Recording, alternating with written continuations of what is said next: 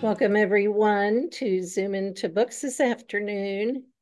We have mystery author Nancy A. Hughes with us today, and she has written several books, and we are very excited to have her here today talking to us.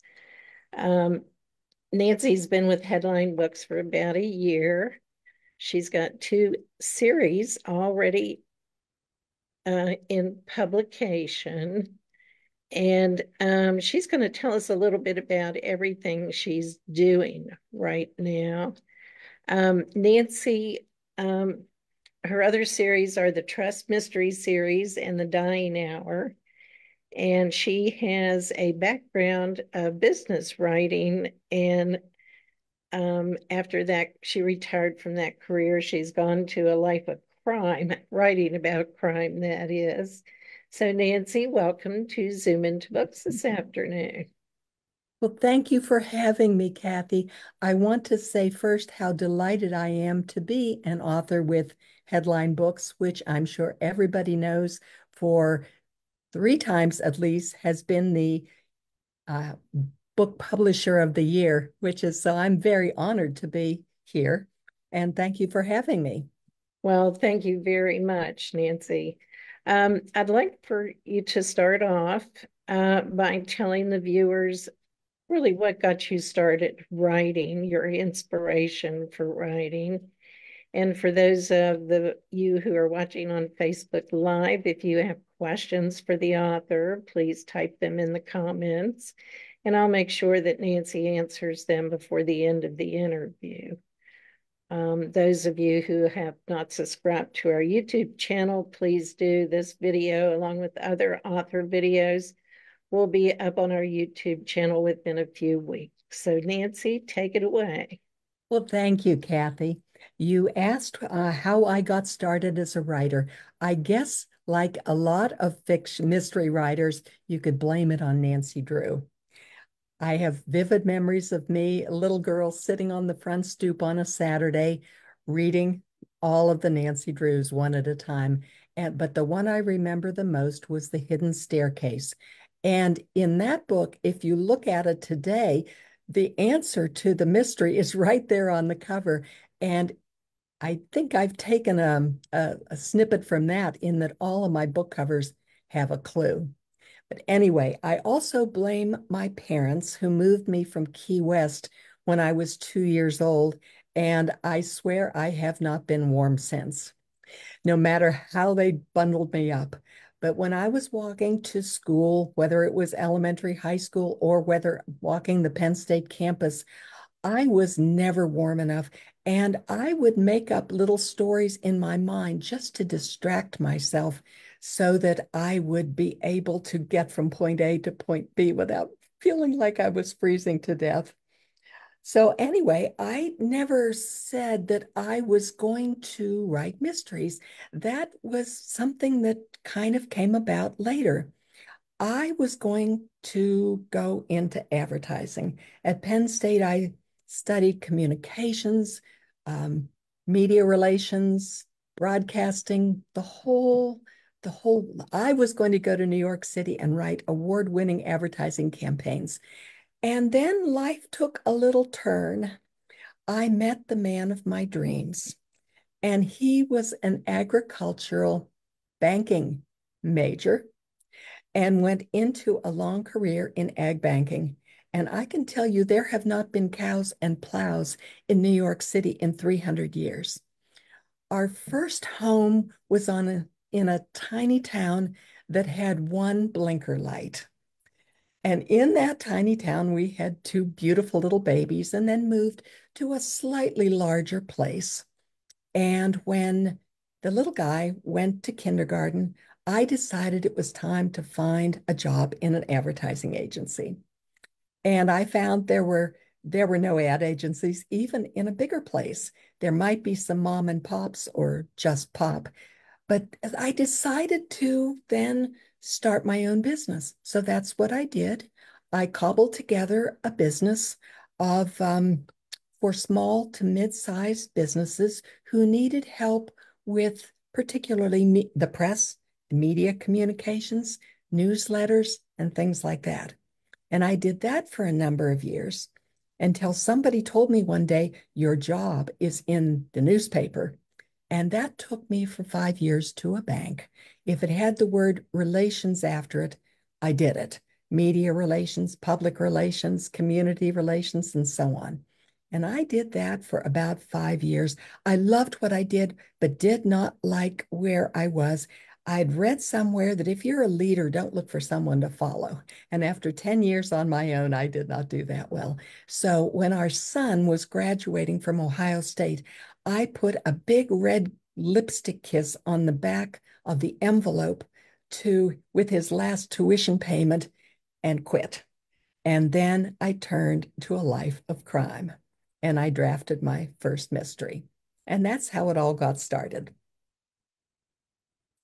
It's always really interesting to hear how people get into a life of writing.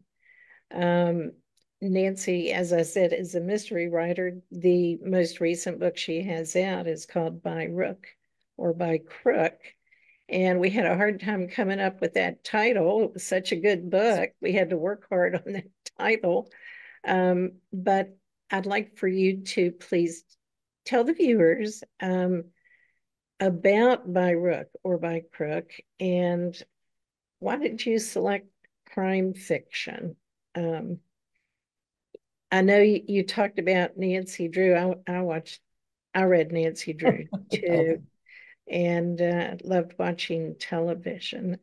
But By Rook or By Crook is really different from a lot of the mystery books that are on the market. So please tell us about that book, please. okay. I would like to start by talking a little bit about the title. What we were desperate to try to find was a link that went all the way through the book. And that was what we struggled for. And this little rook, this piece, this chess piece, was the one constant throughout the book from the beginning to the end. And would you like me to tell you just a little bit about what the book is about? I'm not sure I know what makes it different from other mysteries. Well, I can comment on that in a minute, but this is what it's about. The future is limitless for young advertising professional January Lamont and her CPA husband, Barrett, until they are unknowingly sucked into two different crimes. Forced to flee Manhattan with their lives, they hide and reinvent themselves in rural Pennsylvania. Believed to have absconded with priceless antiquities stolen by international thieves, the Lamonts face the battles of their lives. While the predators inch closer, they invest their time and talent in good work and better causes than their former experiences. And I can add there that one of the things that draws January into a better, more substantial life is meeting this darling 13-year-old girl who has cystic fibrosis. And this book gave me the opportunity to showcase the work that CF is doing. This little girl wanted with all her heart and soul to start her own knitwear company. All she needed was some looms and an alpaca and a barn to keep the alpaca in. And that's where January and Barrett came in because they bought this fixer-upper farmette that just happened to have an old horse barn on it. So that is in a nutshell what the book is about. So I know you're from Pennsylvania. Are you familiar with farming and rural areas like that? Oh As yes, I married one. uh, Now, build it. My husband does not farm, but he comes from a family that has been farming in Western Pennsylvania since the mid 1800s. And the farm is still in the family, and we go back for reunions every year. And so I have been assimilated, as you might, from through their family. so we have a question, and I'll just throw these in as we go along. Okay. The question is, do you find it harder to come up with, I mean, to develop the storyline or to develop the characters. A lot of writers seem to be really good at one or the other, and you need to find that good medium between the two. Would you like to talk about that? I learned the hard way that I need to be an outliner. The first manuscript that I wrote was 450 pages that read like that many short stories toggled together. And so I had to try something new and make an outline and follow that. So for me, it's the plot. First, it's the plot, and then I plug in the characters to drive the plot. And that is different in every book. But that's basically how I do that. I think when writers get stuck, I think the first thing they need to figure out is, am I an outliner or am I a pantser? Pantsers write by the seat of their pants. And I do not do that well. I will go off on tangents all over the place, and I have to rein myself in. Now, I can do a little bit of that within chapters, but I have to know where the book is going. So first the plot, then the characters to drive it. And that's the formula for me. And I think that's also typical too. Um, if I wrote fiction, I would be an outliner for sure. I think it's easier to make those points where you want to go, how you want to go about it, and fill in. Um, Nancy, do you speak? Do you travel a lot? I know you belong to a lot of organizations, and we have a question here. As I was talking to you earlier, you said there was one question that changed everything for you. So tell us about that. I would love to tell you about that. But the time I wrote this first book, I had quit my job. I wrote this first book and found out where I live in Berks County, there wasn't a single mystery writer. And here I had a book. I did not know how to market it. I didn't know how to find an editor, um, uh, an agent. I didn't know anything. There were four of us got together that were trying to write four different things. One was writing a memoir, one was writing computer instructions, one was writing poetry, and then there was me. So once a month we would get together and give each other assignments.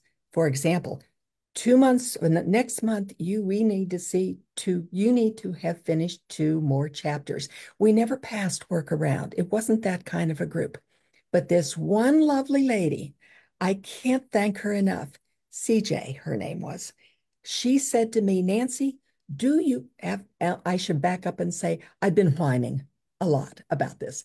And CJ said to me, Nancy, do you belong to the Mystery Writers of America? And I said, what's that? And I went home and Googled it and looked it up. Here it's an international organization, almost all volunteer run. And the New York chapter includes 6 states, which includes Pennsylvania. So first I joined. I just joined. I paid the small fee and I joined. And I learned that I could take a 3-hour bus ride into Manhattan once a month and go to their meetings that were an hour of socializing and connecting, an hour of sitting down and having a real meal with somebody, and then an hour of listening to experts. The goal of the Mystery Writers of America, among other things, was that we writers not learn how to write crime fiction from watching TV. And so I met and connected with all sorts of wonderful people, eventually met an agent, but if CJ hadn't asked me that question, who knows where I would be? It changed everything because I've said it many times, authors need to find their group, no matter what it is they write or what profession they are. For example, if you're an accountant, you need to belong to the American Association of Certified Public Accountants. We've got to find our people. So I owe that to CJ and to all the people that I met there who pointed me in certain directions. I thought I was ready to go. And after listening to enough And to enough seminars, I realized I wasn't. But I got to go to all kinds of interesting places. I went to a workshop on CSI training for mystery writers. I've been in the morgue in New York City. I've been to a firearms workshop.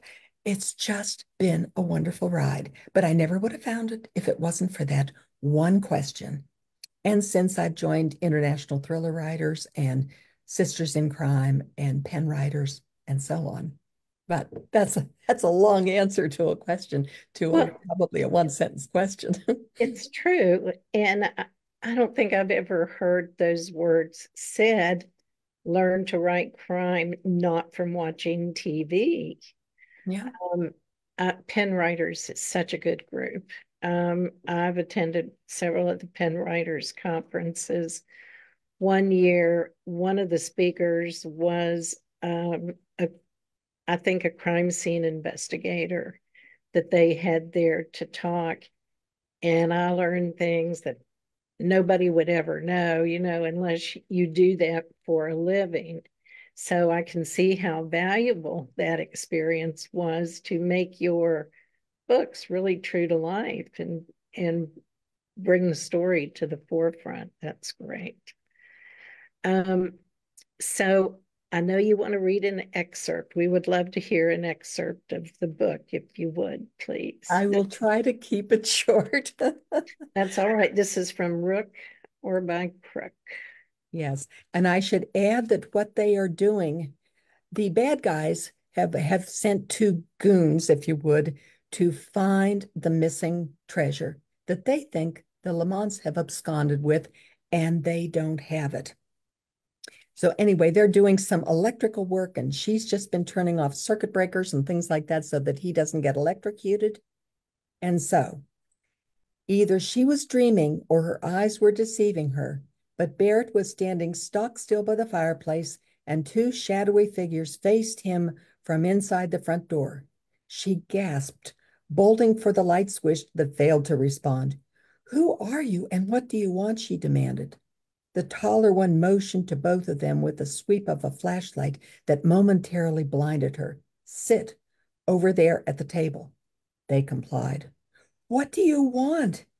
If you're here to rob us, we don't have anything of real value. But take what you want and get out." The look January and Barrett exchanged conveyed the same horrible thought. Charlene. There had been no mention of how long she'd stay with the animals, enjoying the lovely May night. They had to give the intruders whatever they wanted and get rid of them before she wandered into danger. "You alone? Just the two of you?" "Yes," they said in unison, sounding too emphatic to her ears, but the pair hadn't seemed to notice. If they'd been under surveillance, surely they'd know that they lived alone.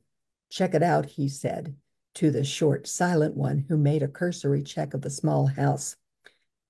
"Whose is the front bedroom?" "It's a guest room. I just finished decorating it. You can still smell the paint." I'm going to drop down just a little bit here. The bad guy says to Barrett, um, he says, "We know you've got it. Where is it? The box Peter Vaughn gave you. We want it right now. Hand it over, or I'll kill your lovely wife." "Barrett, do you know what he's talking about? If you do, just give him what he wants." And Barrett says, "I haven't seen Peter Vaughn for months, and he certainly didn't mail me a package." The big man laughed. "Gotcha. I said he gave it to you. I didn't mention anything about mailing it."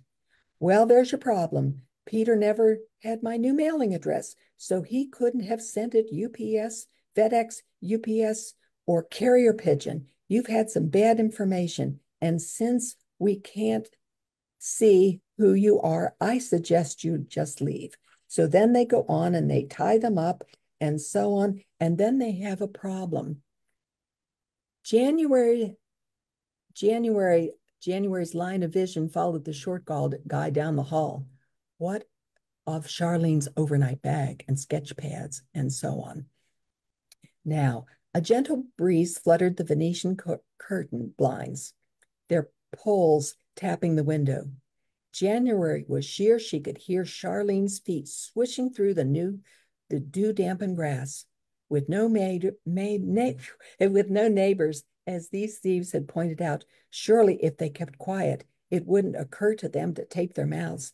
The big guy swaggered back from the guest room, obviously not having found what he wanted. He hollered again, his patience taut as banjo strings. Where is it? Where'd you hide it? We're not leaving without it.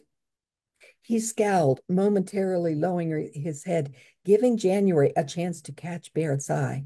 How often had he teased her about her saying, wait for it, prefaced by raising her eyebrows in a certain way.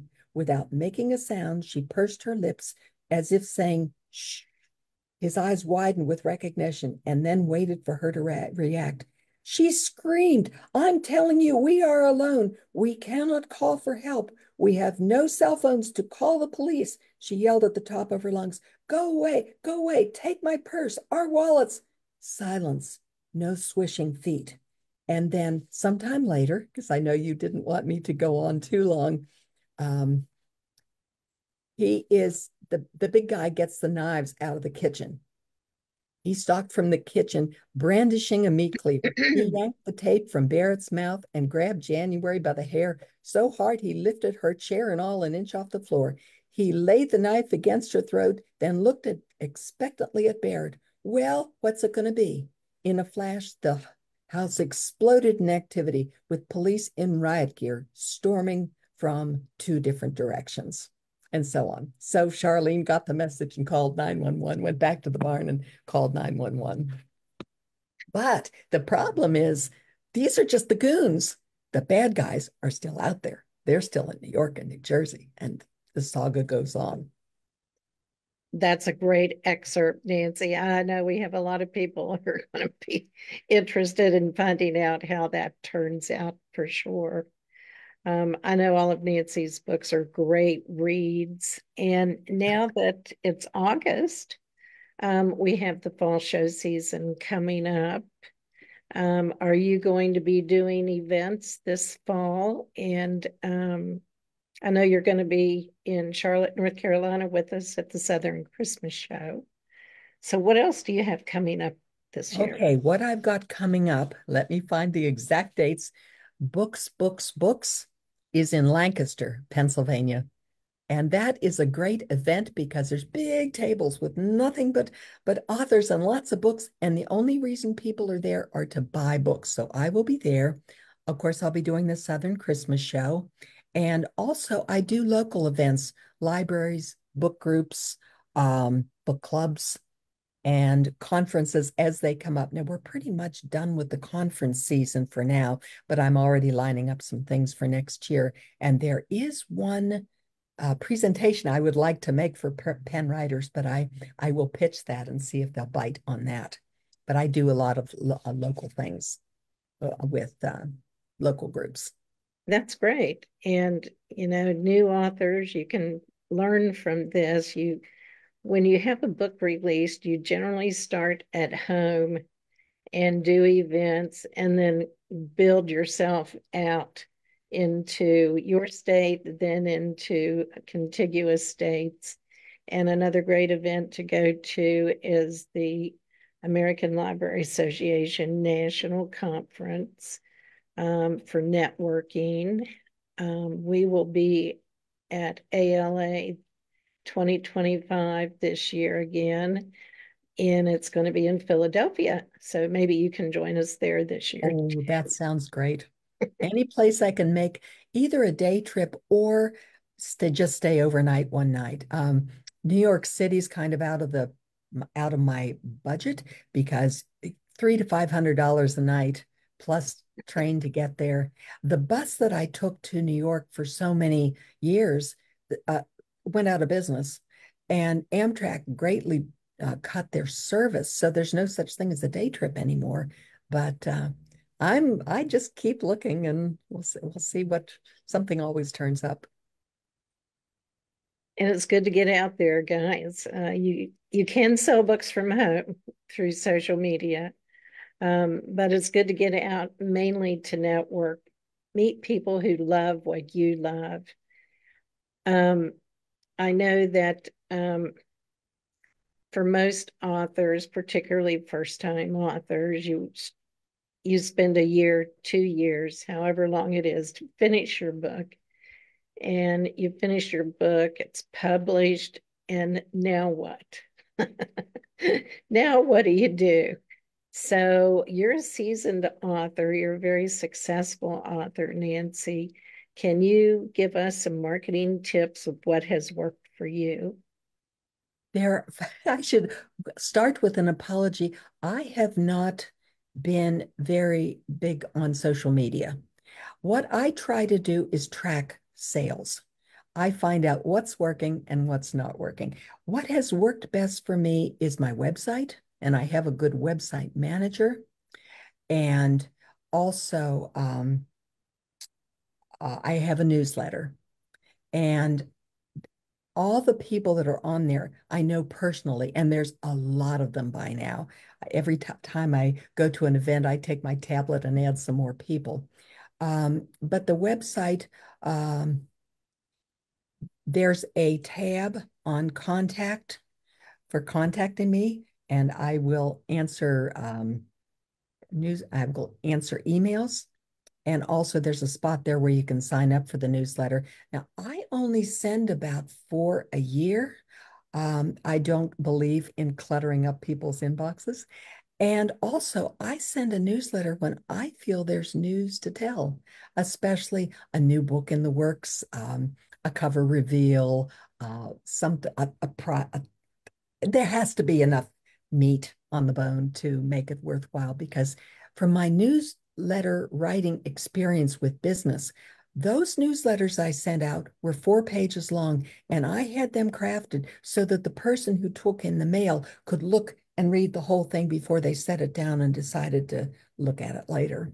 So those two things are my main things, and interaction with people. And I am kind of shameless about that. I've even gone into Barnes and Noble to visit my books, and there'll be people standing around helplessly looking around, and I'll say, "Oh, there's one of my books," and there they are. And I can work it into almost any conversation.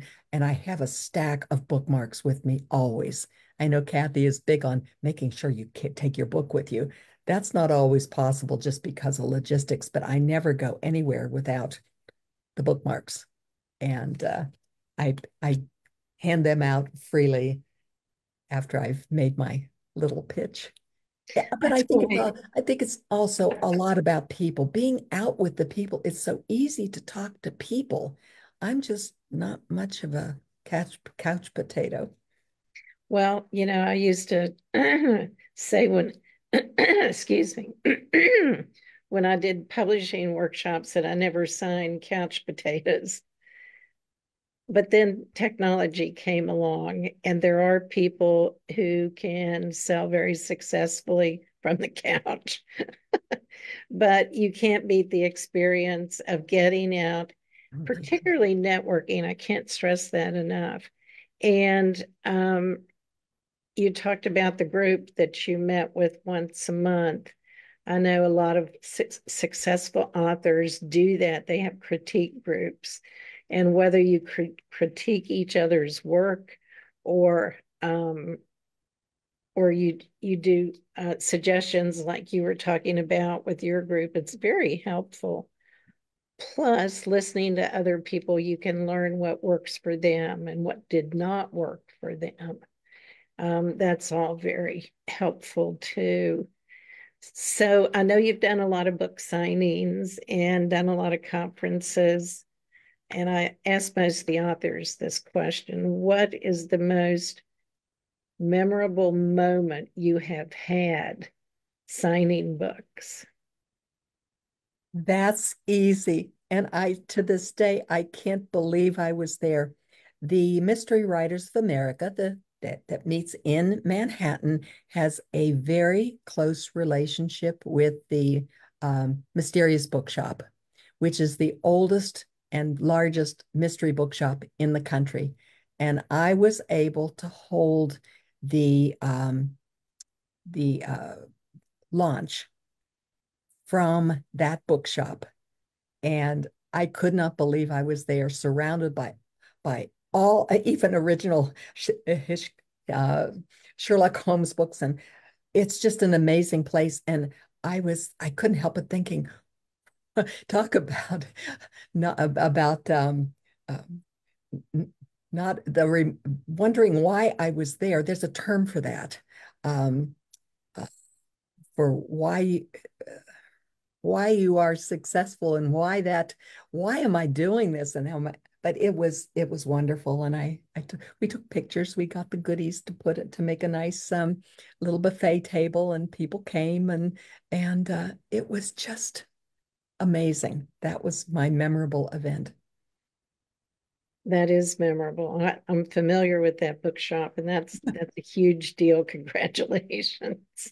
Well, That's wonderful. what was especially amazing about it, people asked, of course, they shelved my books, and just ordinary people would ask me about it. And I said, well, I had my launch at the Mysterious Bookshop in New York, and then they get the big eyes. You did? I must buy your book. And I thought, oh, this is silly. It's just a little book. Oh, I No, each author works very hard to write a book, and I know that your books are good, and you should be very proud of them. You're in good company for sure when you're at the Mysterious Bookshop. yeah. That's for sure. Um, so what do you have coming up? Are you working on a new book? Well, I am working on a sequel for Rook, but I better not talk about that now. But I've drafted another book that I think is so timely and so apropos, and I can hook it onto another series. It's just something I have to do. I I say that writing is my addiction of choice. I can't leave it alone. I think writing is the most fun thing, almost the most fun thing that I do. And I don't have to drive myself with a stick to go in and sit down at my little Mac. I just can't wait to do it. And I can draft, I can do the first draft of a book in 6 months, but then I have to scrub and scrub and scrub. And I leave all of the fact finding for the next level. If there's a gun in it, I will put in boldface in the middle of the copy. Need gun here. Spell check loves that. You can find it again really quickly and then research all the details. And that goes back to the journalist training in the that I did. Um, to you have to Your facts have to be correct. You can't just make things up. Well, some people do, but I don't. So, It's better not to. That's for oh, yeah. sure. Yes. Um, we're almost out of time. I know that you had talked about a particular source that you have that you love using for promotion. I'd love it if you'd share that with our readers. A source The that I use. chromophobia. Oh, yes, I'd love to tell you about that. And also, I just also want to be sure if we can come back to it. I want to talk about which of the 25 subgenres I write in. Yes, please do. Okay. But Oh I yes, want we have time. anybody, I would recommend, if you don't have this on your bookshelf, you need to buy it. It is 36, 38 little snippets from authors whose names are household words, and they tell how they did it. The book title is Sisters in Crime did this, and it won a big award the year it came out, which was 2 years ago. It's called Promophobia, Taking the Mystery Out of Promoting Crime Fiction. And I bet you could sit down and read it cover to cover. It is that interesting. So you have to have that book. How's that? Um, I was hoping to say something about what exactly I write. I write, there are 25 subgenres of crime fiction, and mine are amateur sleuth. An amateur sleuth is a protagonist is an ordinary person who is not a paid crime fighter. They're thrown into a horrible situation. They are in peril, and everybody's against them, from the bad guys to the cops, and they have no recourse but to figure it out themselves. I do not write cozies. I'm a little too bloodthirsty to write cozies. Cozies have rules. I don't have those rules, although I don't do ghastly things. And because my readers range in age from 11 to 90, I don't use F words. That has that has been done. I don't need to do that. But I write amateur sleuth, which is not the same thing as a PI because a PI is paid and my guys are just trying to survive. That's a really good information to know. I'm sure that people just breaking into writing probably don't realize how many different genres there are. A good place to investigate that, of course, is on Amazon. You've got, if you look at their book categories, they break it down over, I mean, step by step by step. So you can get very meticulous. And you're right, there's a difference between amateur sleuth, cozies, there's travel, there's a lot of different genres. So you can, one of the best things a new writer can do is read every book they can find on the subject they want to write about. And on the other end of the scale from cozies is horror. Hello, Stephen King. And if writers can don't know where they fit, look in the bookstore to see what your book would fit in between. That's Right. one little, if you could figure that out. That's true. Well, Nancy, thank you so much for joining us on Zoom into Books. If people would like to get in touch with you, is your website the best way to get in touch with you? Yes, go to the contact tab, and there's a place where you can click one place to show that you're not that you're a real person. And yes, I will answer your emails, and I would love to meet you. That's great. And do you speak and do workshops? If I were invited, I would. Yes, I do. That's great. That's great. Well, Workshop. Well, I speak, but I don't do very many workshops. I don't do workshops because I can't teach people how to write. So I don't do workshops as much as speaking events. That's there, oh, that's better. a guest author and a book signing. Absolutely. That's great.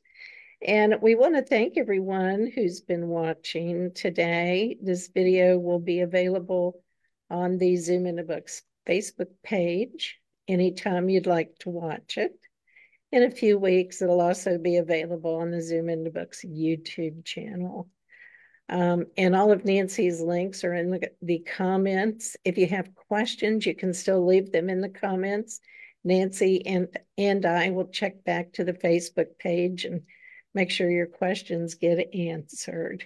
So, Nancy, good luck with the new book, and we hope you'll come back to Zoom into Books. I would love to. Thank you so much for having me, and thank you to everybody who watches.